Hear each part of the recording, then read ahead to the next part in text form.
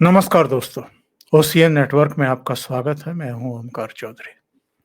खबर तो बस इतनी सी है कि अरविंद केजरीवाल अपनी पत्नी सुनीता केजरीवाल के साथ रांची गए थे हेमंत सोरेन के शपथ समारोह में हिस्सा लेने के लिए। वैसे उनके साथ संजय सिंह भी थे, राघव चड्ढा भी थे, पंजाब के मुख्यमंत्री भगवंत मान तो खैर थे ही, उनके बिना तो काम चल नहीं सकता है। क्योंकि हवाई जहाज तो पंजाब गवर्नमेंट का ही चाहिए कहीं भी जाने के लिए। तो पंजाब के मुख्यमंत्री को भी साथ में वो ले लेते हैं। बहुत सारे लोग ये भी कह सकते हैं कि पंजाब के मुख्यमंत्री ही इन सबको अपने साथ ले लेते हैं और एक प्रोटोकॉल उनको मेंटेन करना पड़ता है। पंजाब सरकार का हेलीकॉप्टर या जहाज कहीं भी जाएगा या चार्टर प्लेन ही अगर पंजाब सरकार के खर्चे पर लिया जाए कहीं जाने के लिए और उसका पूरा भुगतान पंजाब सरकार के खाते से जाए, खजाने से जाए, तो भी कागजी औपचारिकताएं तो आपको पूरी करनी ही पड़ती हैं कि साहब मुख्यमंत्री जी वहां गए थे। अब मुख्यमंत्री जी के साथ और कौन कौन गया था ये भी हालांकि दर्ज करना पड़ता है, लेकिन वो फिर सेकेंडरी चीज हो जाती है। तो सुनीता केजरीवाल को अपने साथ लेकर के गए। इसके पक्ष में वो वैसे तर्क दे सकते हैं कि जब अरविंद केजरीवाल जेल में थे और उधर हेमंत सोरेन भी जेल में थे और दोनों ने ही ईडी को गिरफ्तार किया हुआ था, तब कल्पना सोरेन जब दिल्ली की रामलीला मैदान वाली रैली में आई थी, तो उससे एक दिन पहले ही दिल्ली पहुंच करके वो अरविंद केजरीवाल के शीश महल भी गई थी और दोनों की पत्नियों के आपस में गले मिलते हुए विजुअल्स भी मीडिया में उस समय सुर्खियां बने थे। तो आप कह सकते हैं कि साहब चूंकि सुनीता केजरीवाल और कल्पना सोरेन के दोनों के आपसी रिश्ते हैं, समझबूझ है, दोस्ताना है, तो हेमंत सोरेन की पत्नी ने केजरीवाल की पत्नी को आमंत्रित किया होगा और इसलिए केजरीवाल जी जा ही रहे थे। चूंकि इंडी ब्लॉक के मुख्यमंत्री हैं, इंडी ब्लॉक के एक घटक दल की सरकार का शपथ समारोह था, इसलिए केजरीवाल जी वहां अन्य नेताओं की तरह मौजूद थे, गए थे। रांची का जो जमावड़ा है उसमें वैसे ममता बनर्जी भी थी, राहुल गांधी भी थे, मल्लिकार्जुन खड़गे भी थे, कई दूसरे चेहरे भी वहां पर पहुंचे हुए थे। लेकिन सबकी निगाहें थी अरविंद केजरीवाल, उनके संगी साथियों और सुनीता केजरीवाल पर। वैसे एक और चेहरा है जिस पर लोगों की निगाहें थी, वो थे राहुल गांधी। और राहुल गांधी तो कहीं भी जाएं साहब, उन पर कैमरों की भी और लोगों की निगाहें रहती ही हैं। वो जिस तरीके से बैठते हैं, जिस तरह पहुंचते हैं, जिस तरीके से औपचारिकता सी निभाते रहते हैं, उनकी आंखों का जो एक सूनापन रहता है, जिसमें आप कुछ पढ़ने की भी कोशिश करें तो विफल ही रहते हैं, वो सारा कुछ। और जैसे ही समारोह समाप्त होता है वैसे ही वो मंच से गायब भी होते हैं। तो लगता है कि इससे ज़्यादा इम्पोर्टेंट कोई कार्यक्रम है जिसमें वो निकल लिए होंगे। पर चूंकि झारखंड में वो पिछले 5 साल जो हेमंत सोरेन के नेतृत्व में सरकार चल रही थी, उसमें भी हिस्सेदार थे। कांग्रेस पार्टी भी एक छोटे भाई की भूमिका में थी, कैबिनेट में भी थी। तो इस लिहाज से मल्लिकार्जुन खड़गे और राहुल गांधी की वहां उपस्थिति अहम मानी जाती है। पर जो मैं आंखों के सूनेपन की बात कर रहा था और बस एक औपचारिकता सी निभाने वाली स्थितियां परिस्थितियां थी और मंच पर विराजमान थे, वो इसलिए कर रहा हूं कि अंदर अंतःपुर से ये खबरें आ रही थी कि इन्होंने डिप्टी चीफ मिनिस्टर मांगा था झारखंड में। और बाकी कैबिनेट में कितनी बर्थ मिलनी चाहिए, डिप्टी स्पीकर वगैरह ये सब, वो तो अभी निकल कर के सामने नहीं आई, पर डिप्टी सीएम का पद तो मांगा था, जिसको हेमंत सोरेन ने इनकार कर दिया। वैसे इससे पहले ये जम्मू कश्मीर में भी लात खा चुके हैं। वहां इन्होंने उमर अब्दुल्ला से 2 कैबिनेट मंत्री मांगे थे अपने लिए, एक विधानसभा का डिप्टी स्पीकर मांगा था। तो उमर अब्दुल्ला और फारूक अब्दुल्ला दोनों ही तैयार नहीं हुए, तो इसके बाद इन्होंने कहा कि हम तो बाहर से ही तमाशा देखेंगे, हम आपकी कैबिनेट में शामिल होंगे ही नहीं। और उन्होंने कहा कि थैंक यू वेरी मच, बहुत आपने सही फैसला किया है। तो ये जो इंडी गठबंधन के भीतर इस समय जो कुछ चल रहा है, वो तमाम तरह की खबरें हमारे जैसे लोगों को उनसे मिलती रहती हैं।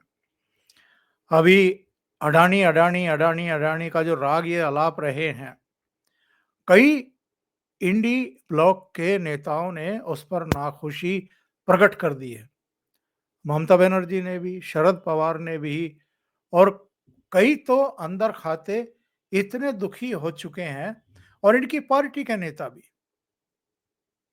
अभी रेवती रेड्डी जो हैं, जो इनके तेलंगाना के चीफ मिनिस्टर ही है, रेवंती रेड्डी, उनको एक प्रेस कॉन्फ्रेंस करा करके इन्होंने ऐलान करवाया कि जो बाल विकास के लिए, कुछ दूसरी चीज़ों के लिए अडानी ग्रुप ने 100 करोड़ रुपए देने का ऐलान किया था, हम वो रिफ्यूज़ करते हैं। और ये सब क्यों किया गया? ये नाटक नौटंकी क्यों की गई? क्योंकि मीडिया में अब ये सवाल उठने लगे थे कि साहब, एक तरफ तो आप अडानी के खिलाफ एक मुहिम छेड़ रहे हैं, नेशनली और इंटरनेशनली, और दूसरी तरफ आपकी जो राज्य सरकारें हैं, कांग्रेस की जो राज्य सरकारें हैं, पूर्व में अगर बात करें तो छत्तीसगढ़ में बघेल सरकार ने उनके प्रोजेक्ट को मंजूरी दी, और उन्होंने छत्तीसगढ़ में हजारों करोड़ रुपए का निवेश किया, 20-22 हजार करोड़ का निवेश किया। राजस्थान में जब अशोक गहलोत की सरकार थी तो 60,000 करोड़ का निवेश अडानी ने करने का वहां पर समझौता किया था, करार किया था। और इधर तेलंगाना में उनकी योजनाओं के बाकायदा प्रोजेक्ट हुए, और रेवंत रेड्डी ने ही अडानी ग्रुप की प्रशंसा की थी, उनके साथ उनके तस्वीर वगैरह भी सामने आए थे। तो अब ये एक जेस्चर उन्होंने लिया है, लेकिन अडानी को लेकर के जिस तरह की बयानबाजी राहुल गांधी कर रहे हैं, उसे लेकर के अब इंडी ब्लॉक के भीतर ही तीखे मतभेद पैदा हो चुके हैं। और चूंकि इधर लगातार राहुल गांधी और उनकी पार्टी चुनाव हारे हैं, हरियाणा हार गए हैं, जम्मू कश्मीर में केवल 6 एमएलए आए हैं, झारखंड में भी केवल 16 एमएलए इनके जीत पाए हैं, महाराष्ट्र में इनका और भी बुरा हाल हुआ है। वहां सत्ता में आने के ख्वाब देख रहे थे, तमाम फतवे वगैरह जारी कराए थे, सज्जाद नोमानी को मैनेज किया गया था, और जो उलेमा काउंसिल थी उनकी तरफ से मुस्लिम पर्सनल लॉ बोर्ड के प्रवक्ता की हैसियत से भी कई प्रेस कॉन्फ्रेंस उनसे कराई थी। मुसलमानों से कहा था कि एकजुट होकर के भारतीय जनता पार्टी के खिलाफ वोट करो, और यहाँ महाराष्ट्र में सरकार अगर बन जाती है अपनी, तो फिर जो मरकजी हुकूमत है, यानी केंद्र सरकार है, मोदी की सरकार है, उसको भी हम चलता करेंगे। हमारे मेन टारगेट पर तो नरेंद्र मोदी की सरकार है। लेकिन साहब देखिए, आप जिस तरीके से हरियाणा के लोगों ने इनको सबक सिखाया, उसी तरीके से महाराष्ट्र के लोगों ने भी सबक सिखाया और जगह दिखा दी। तो उसके बाद से राहुल गांधी के चेहरे की जो हवाइयां उड़ी हुई हैं, वो आप देखते होंगे। वो जो एक ओवर कॉन्फिडेंस, वो जो एक एरोगेंसी, और बॉडी लैंग्वेज में जो एक अराजकता दिखाई दे रही थी, हालाँकि उस बनावटी अराजकता का कोई आधार नहीं था, वो सिर्फ़ कैमरों के लिए थी, ताकि ये दिखाया जाए कि इन्होंने वापसी कर ली है भारतीय राजनीति में, क्योंकि 2 बार से तो चपड़ ही पड़ रहे थे। 2014 में केवल 44 सीटें मिली थी, 2019 में केवल 52 सीटें मिली थी। 2024 में जैसे ही थोड़ी-सी बढ़ी, वैसे ही एरोगेंस का नग्न नृत्य इन्होंने करना शुरू कर दिया था। पार्लियामेंट के बाहर, पार्लियामेंट के भीतर, विदेशों में भी, देश के भीतर ही नहीं, विदेशों में भी इनकी एरोगेंसी सिर चढ़ कर के बोल रही थी। अब चूँकि कई स्टेट हार गए, लगभग 4 स्टेट हार ही गए हैं। 16 एमएलए अगर झारखंड में आए हैं 81 में से, तो ये आपकी क्या उपलब्धि है? फिर भी आप बेशर्मों की तरह सरकार के भीतर घुसने को तैयार ही बैठे हैं। और कांग्रेस के खत्म होने की वजह भी यही है। धीरे-धीरे खत्म इसलिए होती जा रही है कि जनता आपको कह रही है कि आप विपक्ष में बैठने के लायक हैं। और आप चूँकि गठबंधन में हैं, तो आपको लगता है कि हम तो इस बात के लिए एंटाइटल हैं कि हम सरकार का हिस्सा रहें, हम मलाई क्यों ना खाएँ? और ये ही कांग्रेस के पतन की वजह बन रही है। तो मैं बात कर रहा था अरविंद केजरीवाल की कि वो अपनी पत्नी को लेकर के रांची क्यों गए हैं। तो एक बहाना तो वही है जो मैंने बताया था कि भई अरविंद केजरीवाल की पत्नी और हेमंत सोरेन की पत्नी आपस में मित्र हैं। एक मित्र ने अपने पति के शपथ समारोह में दूसरे की पत्नी को बुलाया और सुनीता केजरीवाल को भी ले गए। लेकिन मामला यहाँ तक ही सीमित नहीं है साहब। अरविंद केजरीवाल अब अपने पार्टी के नेताओं, कार्यकर्ताओं को भी, दिल्ली की जनता को भी और देश को भी एक मैसेज देना चाहते हैं। और वो मैसेज ये है कि सुनीता केजरीवाल इस समय आम आदमी पार्टी में मेरे बाद नंबर 2 हैं। वैसे तो जब ये जेल में थे और स्टार प्रचारकों की सूची जारी हो रही थी, गुजरात के लिए, हरियाणा के लिए, पंजाब के लिए, हिमाचल, जम्मू कश्मीर के लिए, दिल्ली के लिए, सब जगह उन सारे इनकी प्रेस विज्ञप्ति उठा करके देख लीजिए। उसमें नंबर 1 स्टार प्रचारक अरविंद केजरीवाल और नंबर 2 सुनीता केजरीवाल का नाम था। फिर नंबर 3 भगवंत मान पंजाब के मुख्यमंत्री, चूंकि प्रोटोकॉल में अब वो बड़े हो गए हैं तो नंबर 3 पर आ गए। और उसके बाद फिर बाकी लोग के नाम शुरू होते थे। मनीष सिसोदिया, संजय सिंह वगैरह, तो ये तो काफी बाद में आते थे। और सौरभ भारद्वाज, आतिशी मार लेना, तो 10-11 नंबर पर जाकर के उनके नाम पढ़ने को मिलते थे। बीच में तो कई और आ जाते थे, लेकिन वो 10-11 नंबर पर एक चुन करके आतिशी मार लेना को इन्होंने दिल्ली का मुख्यमंत्री बनाया। और वो इसलिए बनाया क्योंकि रास्ते बंद हो गए थे इनके, अपनी कलम से कुछ कर नहीं सकते थे, क्योंकि सुप्रीम कोर्ट ने तमाम तरह की शर्तें इनके ऊपर थोप दी थी। तो मजबूरी थी कि किसी और को मुख्यमंत्री बनाओ, ताकि कुछ घोषणाएं करवा करके चुनाव से पहले एक माहौल तो बनाया जाए। और अगर विधानसभा भी बुलानी है तो भी मुख्यमंत्री दूसरा होना चाहिए। इनकी कलम से तो विधानसभा भी नहीं बुला सकते थे, सत्र भी नहीं बुला सकते थे। तो मजबूरी में आतिशी मारलेना को उस समय बनाया गया, क्योंकि पार्टी इनकी पत्नी को मुख्यमंत्री बनाए जाने के लिए तैयार नहीं थी। अब गेम क्या है? गेम ये है कि साहब, जनवरी-फरवरी में चुनाव होने हैं दिल्ली में विधानसभा के। अब जो अभी झटके लगे हैं इनको, पंजाब में लोकसभा चुनाव में जो झटके लगे, हरियाणा में लगे, गुजरात में लगे, दिल्ली में लगे, हर जगह इनको झटके लगे हैं। तो उसके बाद भागदौड़ तो बहुत कर रहे हैं ये, और गली-गली, मोहल्लों-मोहल्लों जा रहे हैं। कभी सफाई कर्मचारियों को अपने यहाँ बुलाते हैं, उनके साथ खाना-वाना खाते हैं। फिर उनके वीडियो बनवाते हैं कि साहब ऐसा मुख्यमंत्री हमने मुख्यमंत्री या पूर्व मुख्यमंत्री को भी कुछ भी कह लीजिए, हमने आज तक नहीं देखा, जिसने सफाई कर्मचारियों को भी बुला करके अपने साथ बैठा करके खाना खाया हो, खिलाया हो। और इस तरह के फैब्रिकेटेड वीडियो आजकल खूब बनवा रहे हैं। अभी वहाँ रांची जाने से पहले एक प्रेस कॉन्फ्रेंस भी करी और उस प्रेस कॉन्फ्रेंस में सौरभ भारद्वाज भी थे, संजय सिंह भी थे, मनीष सिसोदिया को भी बराबर में बैठाया हुआ था और आरोप लगा रहे थे गृह मंत्री अमित शाह पर कि साहब दिल्ली में इस समय हाहाकार मचा हुआ है और कानून व्यवस्था बिल्कुल चौपट हो गई है। सारी जिम्मेदारी अमित शाह की है दिल्ली की कानून व्यवस्था बनाए रखने की।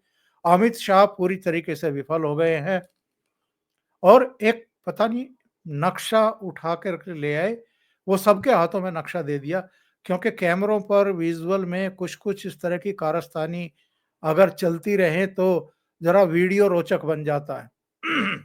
लोगों की भी एक जिज्ञासा ज होती है कि भई ऐसा क्या है इनके हाथों में ये? तो उसमें दिखा रहे हैं कि देखो यहाँ पर अमित शाह का गृह मंत्री का घर है और इसके 15 किलोमीटर के दायरे में भी दिल्ली सुरक्षित नहीं है।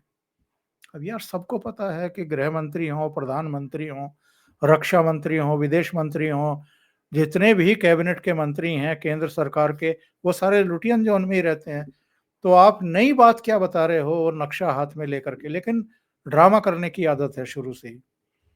दूसरी बात ये है कि कौन नहीं जानता है कि दिल्ली पुलिस जो है वो एलजी के तहत काम करती है, लेफ्टिनेंट गवर्नर के तहत काम करती है। तो जो भी कानून और व्यवस्था का मामला है वो लेफ्टिनेंट गवर्नर के तहत ही आता है, वही गवर्न करते हैं। लेकिन चलो अगर इनकी आत्मा को शांति मिलती है, अमित शाह को बीच में घसीटने पर, तो ठीक है। लेकिन सवाल ये उठता है कि अमित शाह को निशाने पर क्यों ले रहे हैं? अमित शाह को निशाने पर इसलिए ले रहे हैं, हालाँकि लोगों ने इनसे सवाल पूछे कि ये दिल्ली का क्राइम तो तुम्हें दिखाई दे रहा है और दिल्ली में क्राइम कोई नई बात तो है नहीं।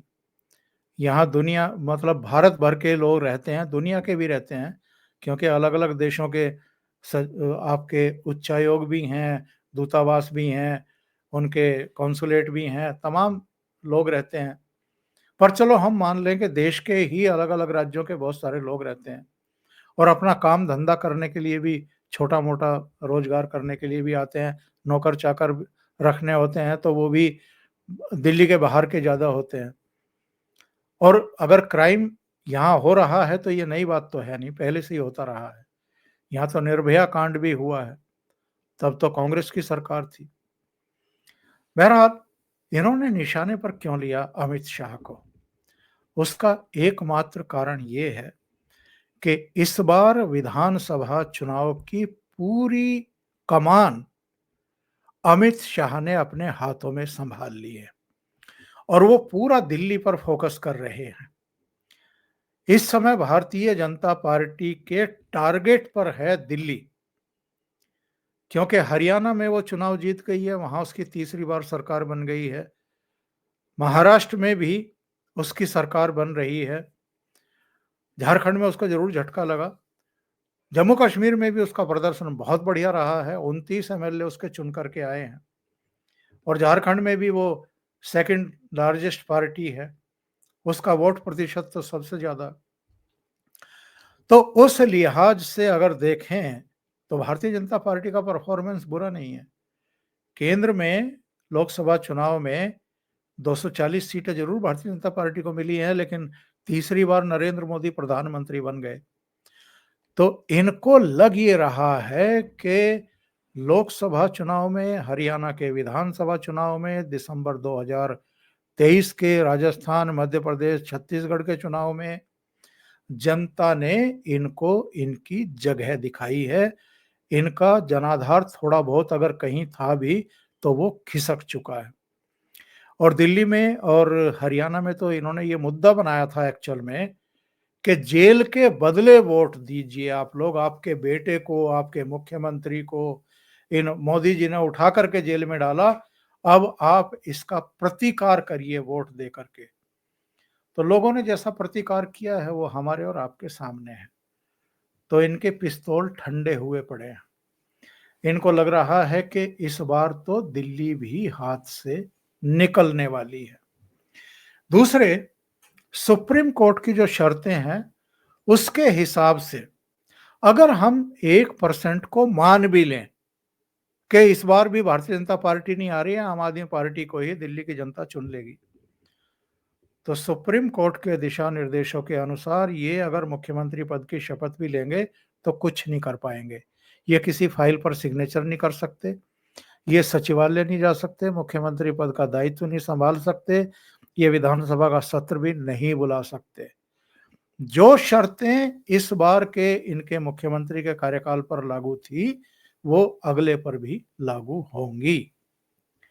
तो ये सुनीता केजरीवाल को अपने साथ रांची ले जाकर के और चुनाव प्रचार में भी आप देख रहे होंगे, साथ रख करके ये मैसेज देने की कोशिश कर रहे हैं पार्टी कैडर को भी कि मानसिक तौर पर तैयार हो जाइए, दिल्ली की जनता को भी, दिल्ली के बाहर की जनता को भी, कि नंबर 2 सुनीता केजरीवाल हैं।